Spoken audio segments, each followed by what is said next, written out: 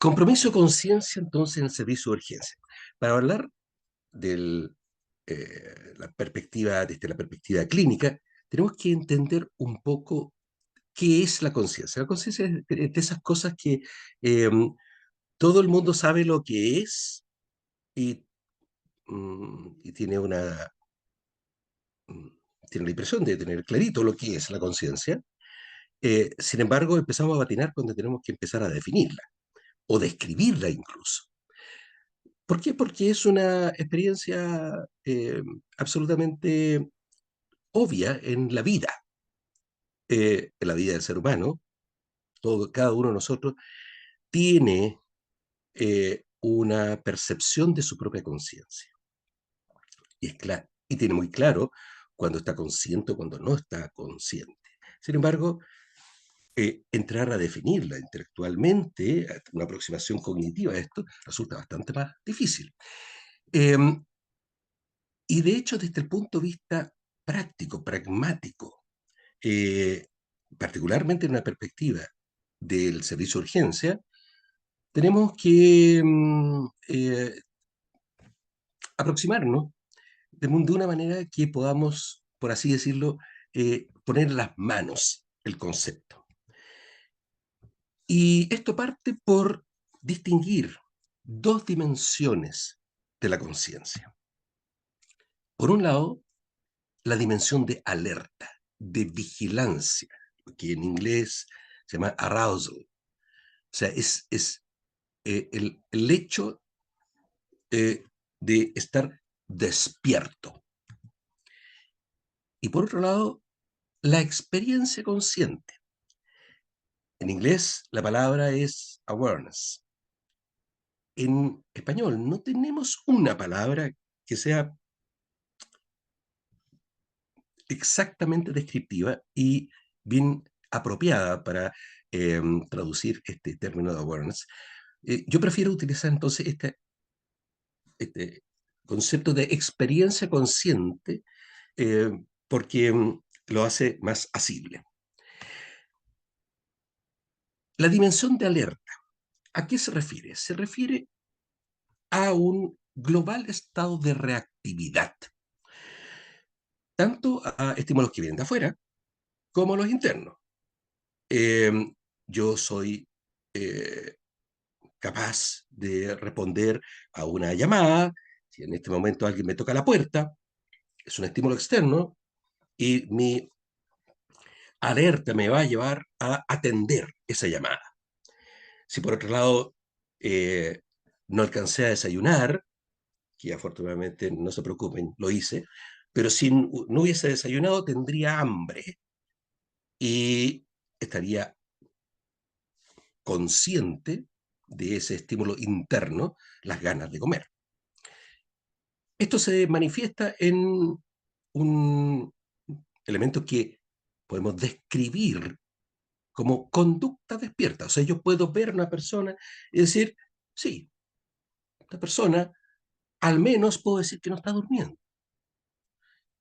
Y al contrario, si yo recorro ahora mi casa, voy a encontrar a varios personajes que todo lo contrario, están durmiendo. ¿Ah? Y en la casa de ustedes seguramente pasará lo mismo. Harto estarán todavía durmiendo y incluso se lo escuchará de una pieza a otra porque están roncando. Pero ese es un elemento nomás, una dimensión. La otra dimensión se refiere al experimentar a algo que me permite eh, dar cuenta vivencialmente, experiencialmente, de este estar despierto. Y esto se refiere entonces a este conjunto de percepciones del entorno y al conjunto de procesos mentales eh, que no dependen de que esté recibiendo algún estímulo externo. De hecho, mm, alguno de ustedes en este momento podrá distraerse de la clase y entrar a hacer un recuerdo de algo y estar pensando eventualmente en el carrete que van a tener en la noche, eh, o está recordando lo bien que lo pasaron para el 18, o sea, y eso totalmente independiente de que yo les esté hablando y hayan perdido el hilo de la clase. Se van para adentro y ¡pum! No requiere de nada externo. Se asocia a un lenguaje interno y yo puedo conversar conmigo mismo. Y tengo una suerte de corriente de la conciencia y puedo, como si fuera un riachuelo, puedo ir por acá, por allá, puedo divagar, volver al tema, eventualmente irme de la clase, volver a la clase, irme, chao, volver. ¿Ah? Pero también puedo tomar ciertas decisiones. Por ejemplo, puedo decir, chuta, tengo sueño, tengo hambre, pero mejor me quedo en la clase. Tomo de una voluntad de quedarme en la clase sentado y escuchando la clase. O sea, hay procesos volitivos asociados a la voluntad que ocurren en esta dimensión experiencial de la conciencia, este awareness. Esto tiene una también aspectos que se pueden evidenciar, pero se pueden evidenciar solamente en la medida que yo interactúo. O sea, en este momento ustedes, sin duda, tienen clarito que Arnold Hoppe, estoy teniendo una experiencia consciente porque estoy hablando. Estoy haciendo referencia comunicacional desde el yo de Arnold Hoppe. Eh, y por cierto, si nos vamos ahora a una conversa, yo puedo hablar de mí, puedo preguntarte algo y voy a tener entonces una interacción y cada uno va a hablar desde su experiencia consciente. Todas esas dimensiones, todo eso, no tiene que ver con el estado de alerta. ¿Requiere estado de alerta? Sí, pero es mucho más allá de lo que podemos describir por la mera dimensión del estado de alerta. Tener clara esta distinción, estas dimensiones, es fundamental. Y todo lo que vamos a hacer en esta clase, la siguiente, la discusión de caso, parte teniendo esto claro y teniendo claro qué es lo que nosotros desde el punto de vista de la medicina clínica evaluamos cuando hablamos de alteración de conciencia. Eso es súper importante, entender eso. Y una forma muy gráfica de mm, traducir esto en conceptos visuales es con este gráfico, en que arriba tenemos, arriba a la derecha, la conciencia, eh, la experiencia consciente, el estado de plena alerta. Y vamos a tener estas dos dimensiones en abscisas y ordenadas. En la abscisa tenemos la experiencia consciente y aquí pusimos el estado de alerta, esa dimensión en el eje de las ordenadas. ¿Ya? En las ordenadas, estado de alerta y en el eje de las abscisas, la experiencia consciente. Si alguno de ustedes estuvo carreteando hasta muy tarde, puede que ahora mismo esté medio somnoliento. Eso significa que va a tener un menor nivel de alerta, pero al mismo tiempo va a tener una disminución del grado de experiencia consciente. ¿Para qué decir si se queda dormido? Si alguno de ustedes en este momento cabecea poco, se fue. Y puede que eh, salga de ese estado un minuto después, pero todo lo que el doctor Hopea dijo en ese periodo no entró, no formó parte de la experiencia consciente de esa persona. ¿Para qué decir si está en un sueño profundo? Ahí incluso habrá que remecerlo para que se despierte. Eh, Esto, como decía, es fundamental y esto va a ser en buena medida el paradigma con el cual vamos a desarrollar estas clases. Pero partamos por mirar un poco más de cerca cada una de estas dimensiones. Tenemos entonces el eje alerta, vigilancia. ¿Qué sabemos de la neurobiología del estado de alerta? La verdad es que sabemos harto actualmente. Sabemos que se asienta en una estructura anátomo-funcional que se denomina SARA, el sistema activador reticular ascendente. ¿En qué consiste? ¿Por qué tiene este nombre? Bueno, tiene este nombre porque desde el punto de vista anatómico no se configura como un núcleo, sino que más bien como una serie de neuronas interconectadas en red. Y por lo tanto, en la descripción original, destacó este elemento reticular y tiene por función activar el encéfalo. Y lo hace entregando impulsos que ascienden desde la parte media alta del puente y atraviesa y también se nutre de elementos que están a nivel mesencefálico y se proyecta hacia arriba. Y lo hace a través de dos vías, una vía dorsal y una vía ventral. La dorsal se proyecta fundamentalmente hacia el tálamo, específicamente hacia los núcleos intralaminares del tálamo y a través de ellos hacia todo el sistema tálamo cortical.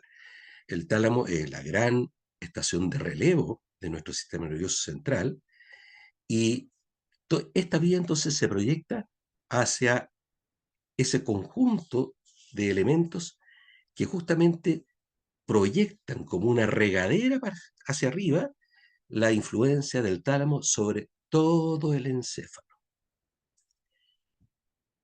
Y tenemos una segunda que tiene un curso ventral y que se proyecta fundamentalmente hacia el hipotálamo lateral y hacia el sistema córtico basal. El sistema córtico basal, uno de los elementos de los cuales es el núcleo de Meynert, eh, proyecta buena parte de la vía colinérgica hacia el sistema nervioso. Y ese también tiene una amplísima distribución. Este es entonces el sustrato anatómico y funcional de esta función específica, que es el estado de alerta. Como decía, actualmente sabemos bastante más de esto. Y sabemos que hay varias vías que forman parte de este SARA. Y las podemos ver y analizar a través del neurotransmisor preferente que utiliza cada una de estas vías. Partamos por el sistema adrenérgico. Tenemos un sistema adrenérgico promotor de alerta. Adrenérgico que utiliza fundamentalmente como neurotransmisor la noradrenalina. Se origina en el tegmento pontino, muy cerca del piso del cuarto ventrículo, y se proyecta hacia el tálamo, hacia el hipotálamo y, a través de ellos, hacia el córtex. Esto es parte del sistema de respuesta de estrés a las situaciones de alarma. Y entonces tiene una marcada sensibilidad a estresores. Si en este momento alguno de ustedes está medio adormilado, pero no quiero ser pájaro mal agüero, pues si en este minuto se pone a temblar, vamos a estar rápidamente despiertos y respondiendo por este sistema adrenérgico a esa situación de alerta por estrés, por una emergencia. Y todo esto se origina en este locus ceruleus, en el que está ubicado en el tegmento del piso del cuarto ventrículo. Tenemos un sistema serotoninérgico que utiliza básicamente serotonina. Esto se origina en los núcleos del RAFE, línea media de toda la extensión del tronco, y se proyecta también fundamentalmente hacia el hipotálamo y hacia otras zonas y otros núcleos del tronco encefálico. Este tiene un gran rol en la regulación endógena del ciclo sueño y vigilia. Se altera en patologías que afectan el sistema serotoninérgico, como por ejemplo los estados depresivos. Es muy habitual que en las depresiones endógenas o en los trastornos de ánimo endógenos veamos importantes alteraciones del ciclo sueño y vigilia.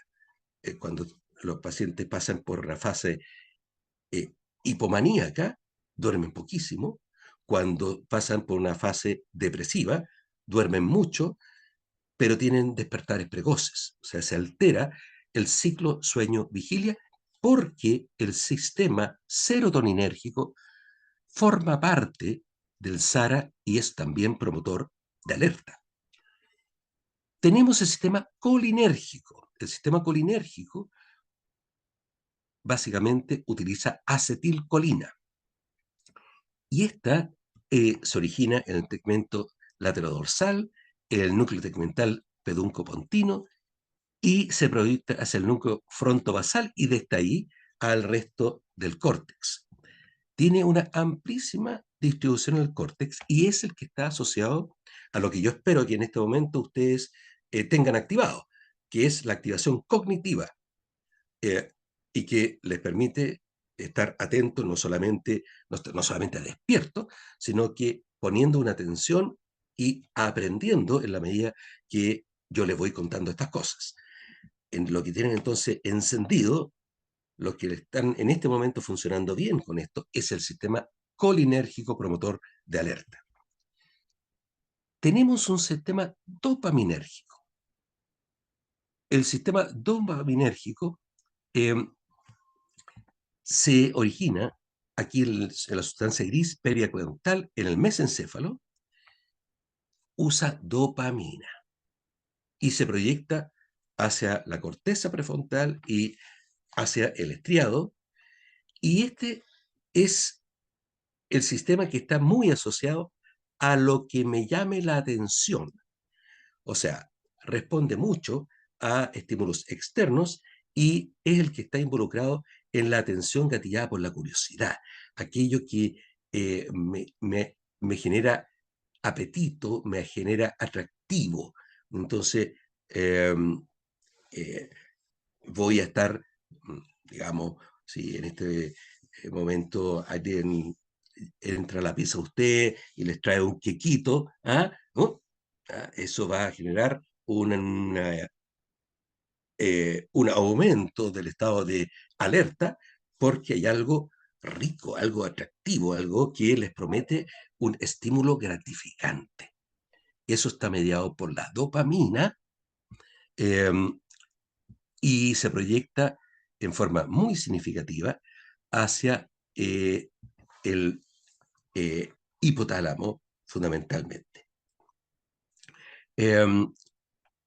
El efecto de las anfetaminas está en buena medida también mediada junto con el sistema adrenérgico por este sistema dopaminérgico.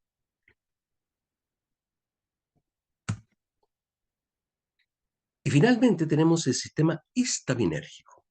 La histamina eh, es un neurotransmisor también muy asociado a eh, este sistema de alternancia del ciclo de sueño y vigilia. Eh, Se proyecta hacia todo el sistema nervioso central y este es el que se desactiva intensamente cuando nos quedamos dormidos. Y bueno, todos habrán tenido la experiencia de lo que significa tomar un antihistamínico. Los antihistamínicos, eh, particularmente aquellos que actúan sobre los receptores H1 y H2 del sistema histaminérgico, eh, son medicamentos que producen sueño. ¿Y por qué lo producen? Bueno, porque apagan este sistema histaminérgico promotor de alerta. Todo lo que hemos hablado hasta el momento son sistemas que promueven el estado de alerta.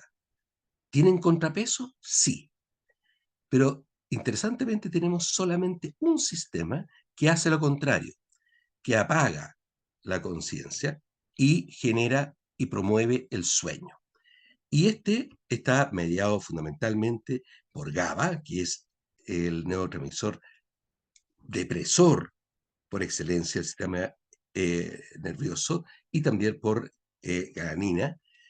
Y esto se proyecta desde el núcleo preóptico ventrolateral, el VLPO, hacia todos estos núcleos o vías que son activantes y le hace el contrapeso.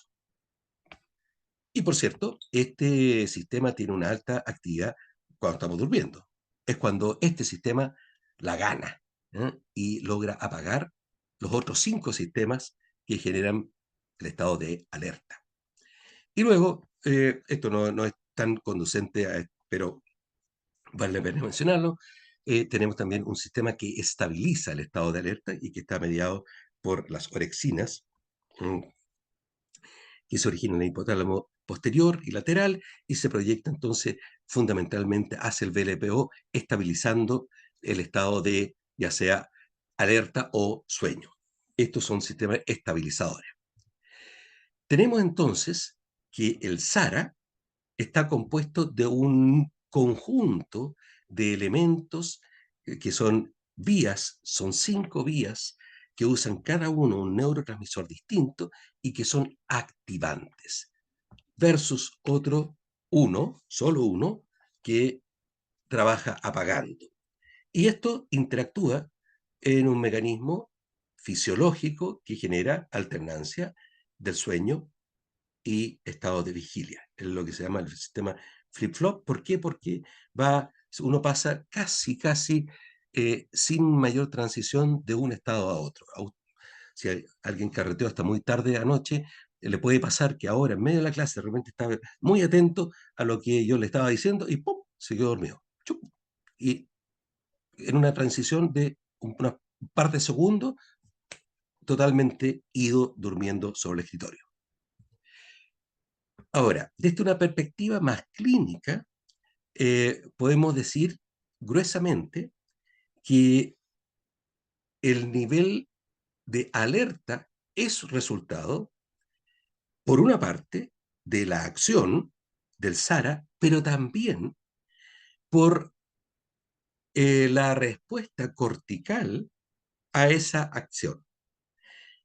De modo tal que tenemos el SARA como un gran vehículo activador ascendente, pero la corteza también aporta, a su vez, los estímulos que mantienen la actividad del SARA.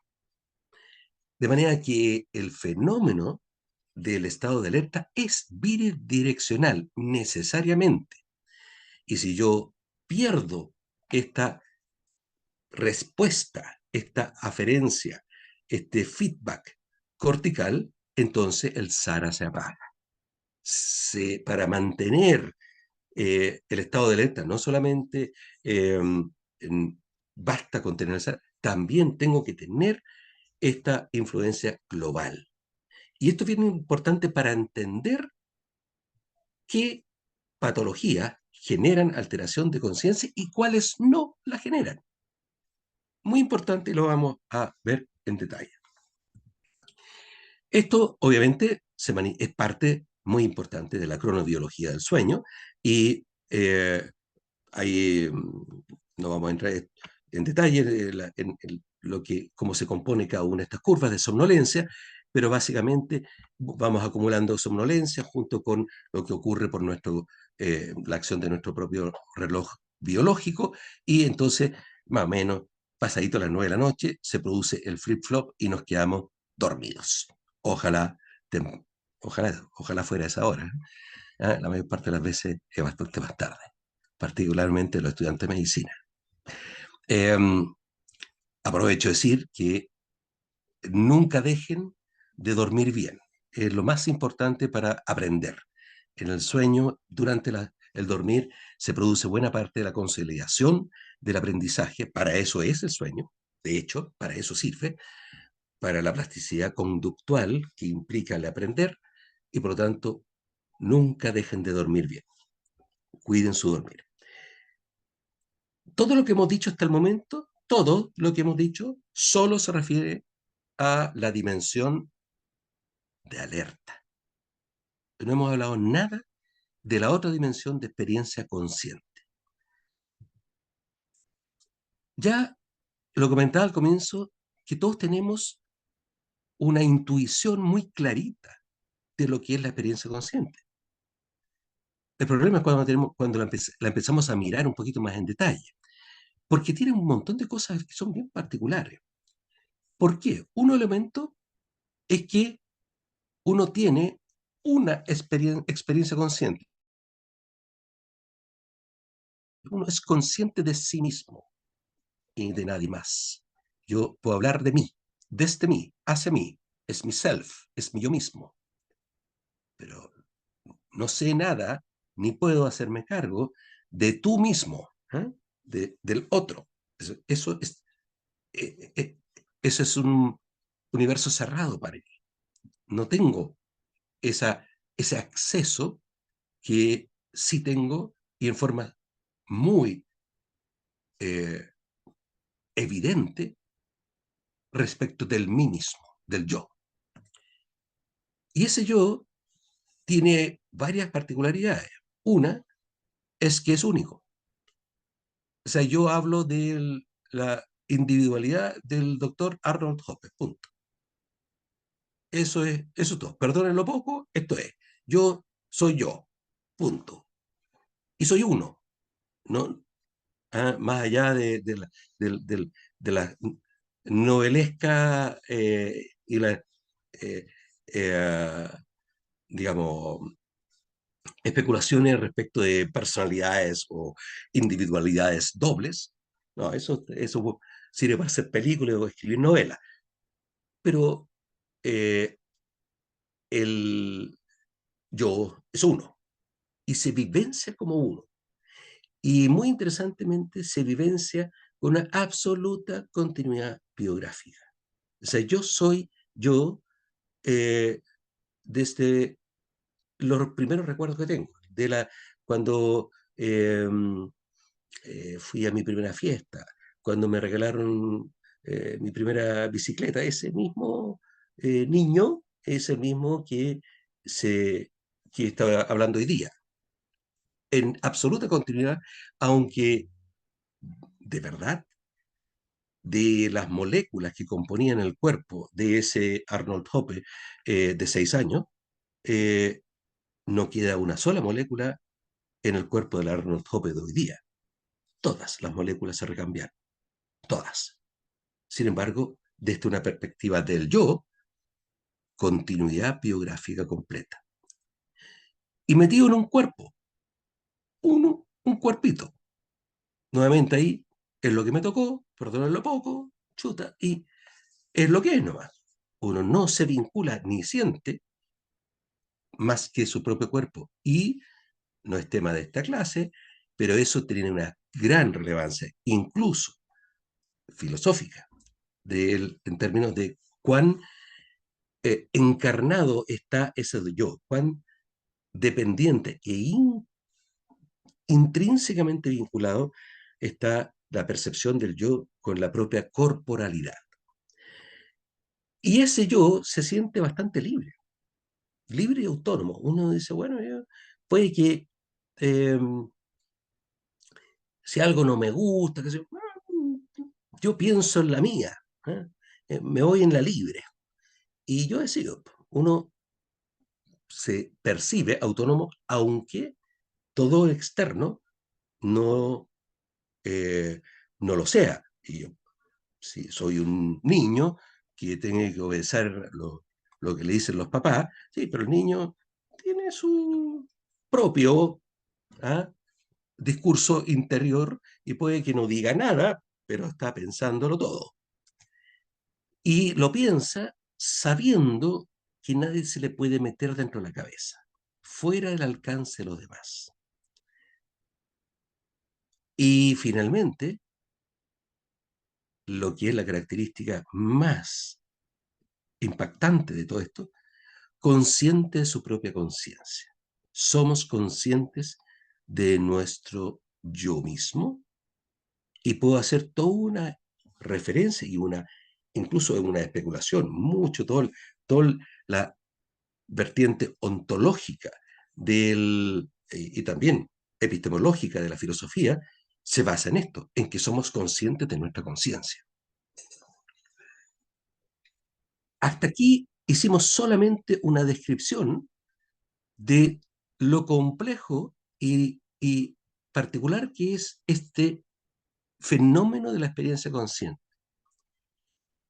Y cuando queremos entender esto desde la perspectiva neurobiológica, empezamos a patinar.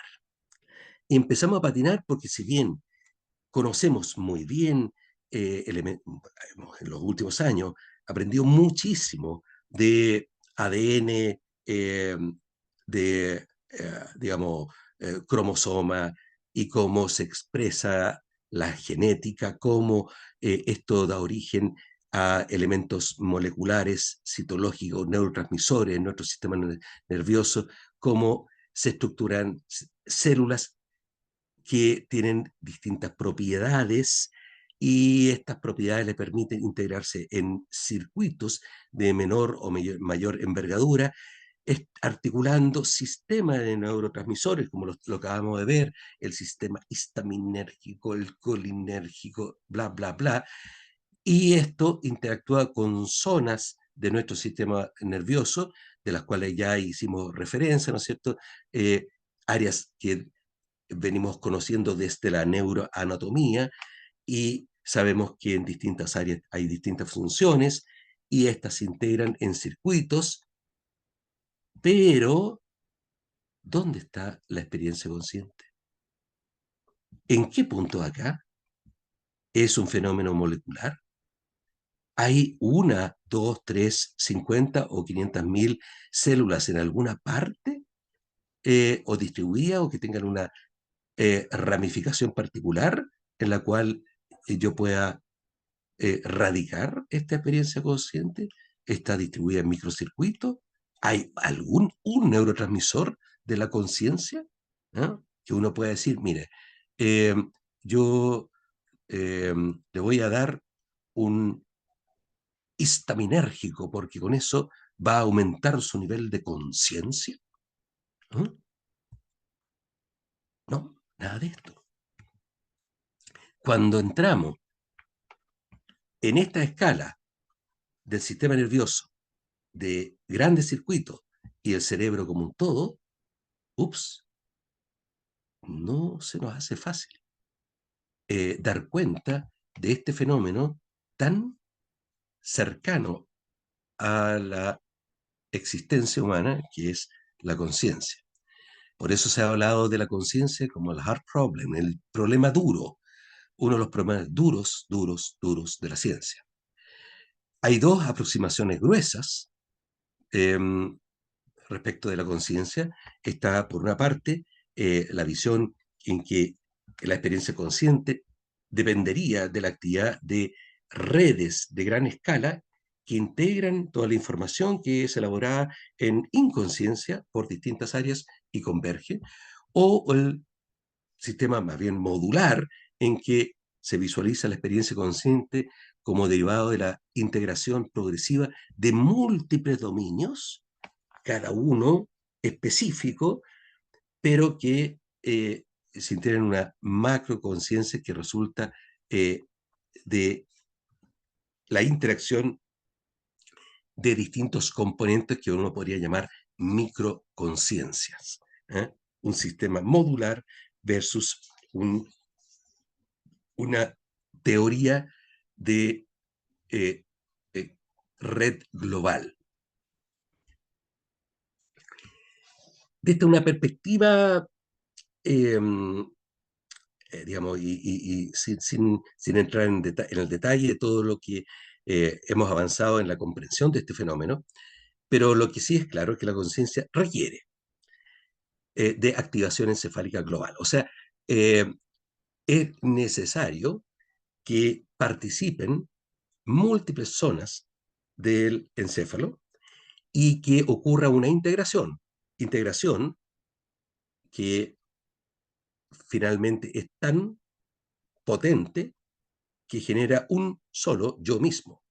Es converge en un fenómeno unitario y que tiene entonces estas dos eh, vertientes, que es el alerta, el estado de alerta, la vigilia, y una experiencia consciente que se puede manifestar en una narrativa personal. O sea, yo puedo escribir mi biografía.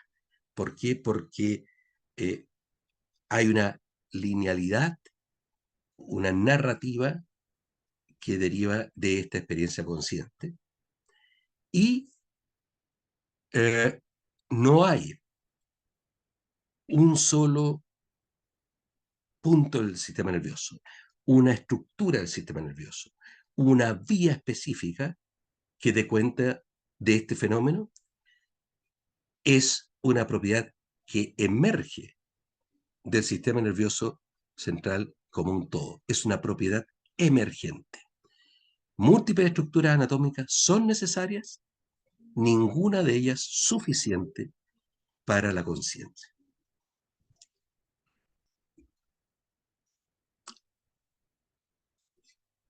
Pasemos ahora a una visión más pragmática, más clínica, porque aquí lo que vamos a hablar hoy día es de alteración de la conciencia en el servicio de urgencia. O sea, aquí estamos en nuestro rol como médico. Y por lo tanto tenemos que mirar esto desde la perspectiva de la fisiopatología y particularmente de las formas de las alteraciones más extremas, que es el coma. ¿Qué es lo que es el coma? El coma, utilizando este esquema, es cuando tenemos un marcado deterioro de la función de alerta, ¿no es cierto?, que está en un mínimo y sabemos que eso se acompaña de una experiencia consciente nula o prácticamente nula. Y digo prácticamente nula porque hay experiencias cercanas al coma en que vemos que esta regla habitualmente se cumple, pero excepcionalmente no se cumple. Me refiero a la anestesia general. Ustedes ven, la anestesia general es un estado muy cercano al coma y muchas veces se habla del coma inducido para referirse a la anestesia general, que es que yo farmacológicamente manipulo todos estos sistemas para llevarlos a un estado muy parecido al coma, pero que tiene la particularidad de que la puedo revertir. O sea, suspendo el propofol y la persona en minutos está nuevamente despierto. Eh, no obstante, eh, pasa y ocasionalmente, excepcionalmente ocurre, que la persona estuvo anestesiada, fue operada, todos asumen que la persona estaba completamente desconectada, pero, oh sorpresa, al día siguiente dice, doctor, escuché todo lo que conversaron durante mi operación. El doctor dice, pero ¿cómo? Si estaba anestesiado. Sí, pero escuché todo. Vale decir, en la anestesia general ocasionalmente ocurre que la persona está dormido, ¿no es cierto? Desconectado en esta, pero mantiene una experiencia consciente y por lo tanto tiene recuerdo de lo que ocurrió en esa situación. Entonces es bien interesante ver esto gráficamente, porque de esto vamos a hablar, del coma. Y veamos cuál es la fisiopatología del coma. ¿Qué puede ocurrir para que caiga en un coma? Lo que puede ocurrir es que se altere difusamente todo el manto cortical, todo el encéfalo, que haya alguna alteración que compromete difusamente el sistema nervioso.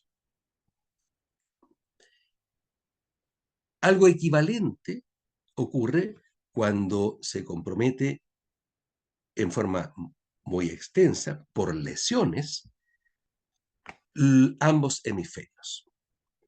Eso también genera una disminución de conciencia. Pero por cierto, una lesión directa del sistema activador reticular ascendente va a impactar y se va a manifestar como un coma, como es también cualquier alteración que distorsione el sistema de activación reticular ascendente. De manera que lesiones o distorsión del SARA, disfunciones globales de todo el sistema nervioso central y lesiones extensas que comprometen ambas cortezas cerebrales pueden dar origen a coma. ¿Y por qué todo esto? En base a lo que ya vimos antes. Se requiere esta bidireccionalidad. Por una parte, el sistema activador y la respuesta, este feedback que dan ambos hemisferios, la corteza, difusamente sobre el sistema y mantiene entonces una retroalimentación que me permite mantener la conciencia. Cuando hablamos de alteración difusa del encéfalo, nos referimos a todo lo que se eh, engloba en las encefalopatías tóxico-metabólicas, en que hay un compromiso del estado de alerta, en algún grado, que puede ir desde confusión, somnolencia, hasta el coma. Característicamente, dado que es una alteración difusa, no vamos a tener signos focales. Como es una alteración que no compromete las meninges, no vamos a tener signos meningios. Y los reflejos troncoencefálicos, que son muy robustos, se van a conservar. Los reflejos troncoencefálicos son sumamente robustos. Cuesta mucho perderlos. Por lo tanto, una alteración difusa por algún factor metabólico tóxico no va a ser capaz de modificar y alterar estos reflejos. Muy frecuentemente se asocia a ciertos cambios en el patrón respiratorio. Podemos tener respiración tipo chain stop, como en la uremia, insuficiencia cardíaca congestiva o hiperventilación, por ejemplo, en la acidosis diabética, y frecuentemente los mismos factores que determinan una disfunción encefálica van a generar también una disfunción de la unión neuromuscular y van a producir hiperexcitabilidad eh, neuromuscular y la presencia entonces de mioclonías multifocales o temblor. Estas no se originan en el sistema nervioso central, estas son manifestación del mismo agente actuando en el resto del cuerpo. Causas más frecuentes, infecciones sistémicas, una, eh, una infección grave con shock genera alteración, ¿eh? Del genera un componente, digamos, una encefalopatía tóxico-metabólica, intoxicación, donde la lleva fundamentalmente los fármacos, particularmente la benzodiazepina, eh, y el alcohol. El alcohol es un potente tóxico y una buena dosis de alcohol genera un estado de encefalopatía tóxica que es el coma etílico.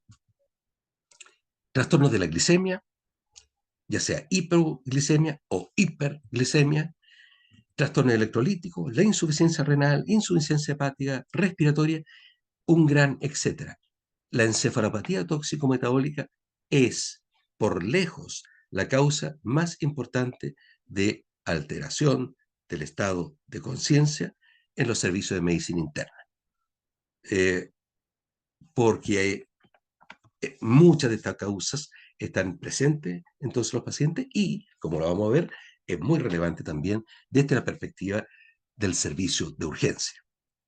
Una forma particular de encefalopatía tóxico-metabólica es el delirium, en el cual hay un compromiso de la función de alerta, pero hay una serie de otros elementos que son distintivos.